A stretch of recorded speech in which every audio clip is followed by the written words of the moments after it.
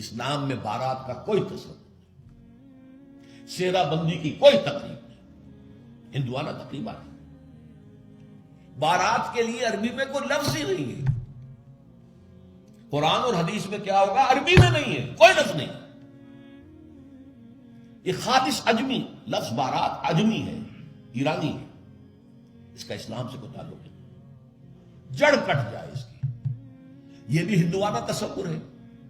ہوتا کیا تھا، ایک گاؤں سے جا رہے ہیں، دوسرے گاؤں سے بیٹی لے کر آنی ہے، اور بیٹی کے ساتھ جہیز آنا ہے، اور راستے میں ڈاکو جو ہیں وہ لوٹ سکتے ہیں، تو یہاں سے جتھا لے کے جانا ہوگا، لہذا وہ جتھا بندی کر کے بارات جا رہی ہے۔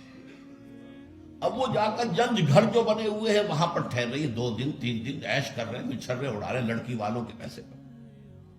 پھر وہ مال غنیمت سے گدے پھندے واپس آ رہے ہیں، لہذا وہ جتھا حفاظت کرتا تھا۔ یہ سارا ہندوانہ تصور ہے، اسلام سے کوئی تعلق نہیں۔ تو نمبر 1 نکاح مسجد میں، نمبر 2 کوئی دعوت طعام ہی نہیں، کوئی بھی نہیں، نو انٹرٹینمنٹ واٹس ایور لڑکی والوں کی طرف سے۔ اجتماع جانبین مسجد، یہیں سے ڈسپرس۔ حضرت فاطمہ کو تو وداع کرانے کے لیے حضرت علی گئے بھی نہیں تھے۔ نکاح کے بعد کچھ خواتین حضرت فاطمہ کو لے کر حجرے میں چھوڑ آئی تھی جا کر، جو ایک انصاری صحابی نے حضرت علی کو دیا تھا، ورنہ ان کے پاس حجرہ بھی نہیں تھا۔ 3 باتیں ہو گئی۔ چوتھی بات، ولیمہ جو ہے اس کی تاکید ہے۔